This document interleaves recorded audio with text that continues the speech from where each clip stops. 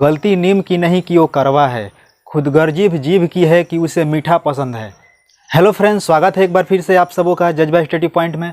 दोस्तों, आज की इस वीडियो में मैं आपको बताने वाला हूँ क्षेत्रमिति से संबंधित शंकु, बेलन, गोले और अर्धगोले के पृष्ठीय क्षेत्रफल, आयतन और वक्फीय क्षेत्रफल कैसे निकाले जाते हैं।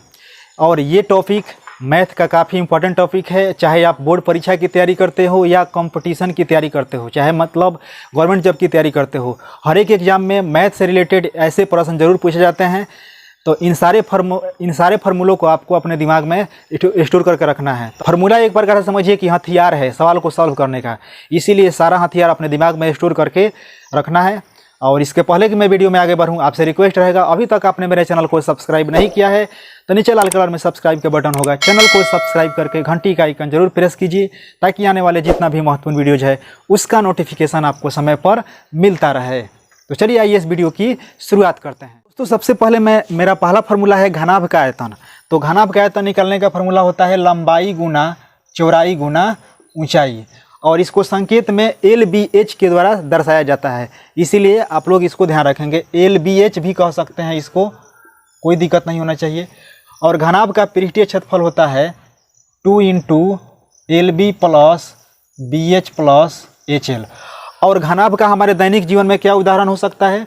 तो घनाभ का हमारे दैनिक जीवन में उदाहरण हो सकता है माचिस, चाहे ईंटा भी ले लीजिए, ईंटा भी हो सकता है, घनाभ का उदाहरण हो सकता है, और भी बहुत सारी चीज़ें उदाहरण के तौर पर ली जा सकती हैं।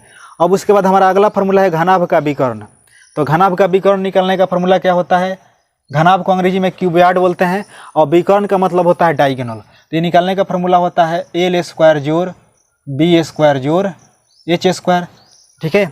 अब उसके बाद हमारा अगला फार्मूला है कमरे के चारों दीवारों का क्षेत्रफल। चूँकि ये फार्मूला हमने घनाभ से अलग रखा है, तो ये घनाभ से रिलेटेड नहीं है, ये अलग है।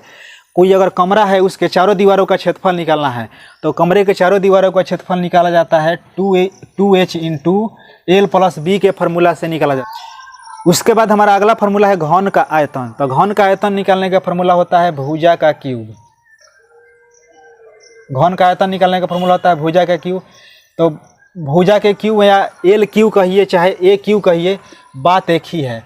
कहीं कहीं घन के भुजा को किनारा भी कहा जाता है, तो इस बात को भी आपको याद रखना है, इसमें कोई कन्फ्यूजन नहीं होना चाहिए। घन की भुजा कहिए चाहे घन क्या किनारा कहिए, बात एक ही है, तो इस बात को आपको ध्यान रखना है। उसके बाद हमारा अगला फार्मूला है घन का पृष्ठीय क्षेत्रफल। तो घन का पृष्ठीय क्षेत्रफल होता है 6 × भुजा स्क्वायर। 6 × भुजा स्क्वायर कहिए चाहे 6A² या L² कह सकते हैं, बात एक ही है। और भुजा को किनारा भी कहा जाता है घन में, इस बात को अब आपको ध्यान रखना है। उसके बाद हमारा अगला फार्मूला है घन का विकर्ण। तो घन का विकर्ण निकालने का फार्मूला होता है √3 × भुजा। इस बात को ध्यान रखेंगे, चाहे आप इसको ऐसे भी लिख सकते हैं √3 × A। उसके बाद हमारा अगला फार्मूला है बेलन। तो खाना जो पकता है जिस पर ना, उसी को बेलन कहा जाता है। बहुत सारे लोग इस बात को नहीं समझ पाएंगे, लेकिन मैं बता देना चाहता हूँ LPG जो सिलेंडर होता है ना, देखो सिलेंडर का मतलब क्या होता है? सिलेंडर को तो हिंदी में बेलन कहा जाता है। अब जो सिलेंडर कहता है उससे जाकर कहिएगा कि हाँ ये बेलन है, तो उसको नहीं समझ में आएगा। बेलन का आयतन क्या होता है? बेलन का आयतन होता है यहाँ पर πr²h। ठीक है। बेलन का वक्फी क्षेत्रफल क्या होता है? तो बेलन का वक्फी क्षेत्रफल हो जाता है 2πrh। इस फार्मूला को आपको याद रखना है। और बेलन का वक्फी क्षेत्रफल का मतलब क्या हुआ कि जैसे बेलन होता है ना, वो सिलेंडर जैसे होता है, तो उस सिलेंडर के चारों ओर का क्षेत्रफल, मतलब ऊपर का जो वृत्ताकार आधार होता है चाहे नीचे का होता है, उसको छोड़कर उसको शामिल नहीं करना है। उसको शामिल कर देंगे तो बेलन का कुल पृष्ठीय क्षेत्रफल बन जाएगा। तो किसी भी सतह के वक्फी क्षेत्रफल का वक्र मतलब क्या होता है? टेढ़ा। तो किसी भी सतह का वक्र पृष्ठ क्षेत्रफल का मतलब सिर्फ टेढ़े भाग का क्षेत्रफल। ठीक है। अब हमारा अगला फार्मूला है बेलन का कुल पृष्ठीय क्षेत्रफल। यहाँ पर पृष्ठीय क्षेत्रफल छूट गया है, तो बेलन का कुल पृष्ठीय क्षेत्रफल हो जाता है 2πr × r + h। अब मैं बात करता हूँ कि शंकु का आयतन कैसे निकाला जाता है। शंकु का आयतन निकालने का फार्मूला हमारा हो जाता है 1/3 πr²h। ठीक है। उसके बाद शंकु का वक्फी क्षेत्रफल निकालने का फार्मूला क्या हो जाता है? तो शंकु का वक्फी क्षेत्रफल होता है πr/l। जहाँ यहाँ पर ध्यान रखिएगा, फार्मूला ये भी याद रखिएगा, L² बराबर शंकु। L का मतलब क्या होता है? शंकु की तिर्यक ऊंचाई होता है, और L² बराबर हो जाता है H² + आर स्क्वायर। इसीलिए एल बराबर हो जाता है root under H square plus R square. तो इस फार्मूला को आपको याद रखना है। उसके बाद हमारा अगला फार्मूला है शंकु का कुल पृष्ठीय क्षेत्रफल। तो शंकु का कुल पृष्ठीय क्षेत्रफल निकालने का फार्मूला क्या होता है? Pi r into l plus r. शंकु का कुल पृष्ठीय क्षेत्रफल क्या होता है? Pi r into l plus are.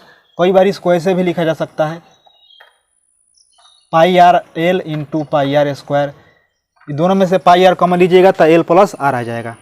उसके बाद हमारा अगला फार्मूला है गोले का आयतन। तो गोले का आयतन कैसे निकालते हैं? तो गोले का आयतन निकालने का फार्मूला हो जाता है 4/3 पाई आर क्यू। उसके बाद गोले का पृष्ठीय क्षेत्रफल। तो गोले का पृष्ठीय क्षेत्रफल कैसे निकालते हैं? तो गोले का पृष्ठीय क्षेत्रफल निकालने का फार्मूला हो जाता है 4 पाई आर स्क्वायर। और एक और चीज़ आप यहाँ पर ध्यान रखेंगे, गोले का पृष्ठीय क्षेत्रफल कैसे निकाला जाता है? तो गोले का पृष्ठीय क्षेत्रफल कहिए, चाहे गोले का संपूर्ण पृष्ठीय क्षेत्रफल कहिए, चाहे गोले का वक्फी क्षेत्रफल कहिए, बात एक ही है। आपको इसमें कोई डिफरेंस मतलब नहीं रखना है, तीनों का मतलब एक ही है, ठीक है। तो आपको इस बात को ध्यान रखना है। अब मैं बात कर लेता हूँ अर्धगोले के। तो अर्धगोले का आयतन क्या होता है? तो अर्धगोले का आयतन होता है 2/3 पाई आर क्यू हो जाता है। और अर्धगोले का वक्फी क्षेत्रफल हो जाता है 2 पाई आर स्क्वायर हो जाता है। और अर्धगोले का कुल पृष्ठीय क्षेत्रफल हो जाता है 3 पाई आर स्क्वायर। तो इन सारे फार्मूलों को आपको अपने दिमाग में कंठस्थ कर लेना है, क्योंकि यह वही फार्मूला है जो कि हर एक बोर्ड एग्जाम में आपसे पूछा जाता है। चाहे कंपटीशन एग्जाम की भी तैयारी करते हैं तो सभी जगह इस फार्मूला का ज़रूरत है। तो आशा करता हूं कि ये वीडियो आपको पसंद आया होगा। आपको ये वीडियो कैसा लगा आप हमें कमेंट करके जरूर बताइएगा। चैनल पर आप नए होंगे तो चैनल को सब्सक्राइब करके घंटी का आइकन जरूर प्रेस कीजिएगा, ताकि आने वाले मेरा जितना भी महत्वपूर्ण वीडियोज है उसका नोटिफिकेशन आपको समय पर मिलता रहे। तो मिलते हैं अगले वीडियो में, तब तक दीजिए इजाज़त। जय हिंद, वंदे मातरम।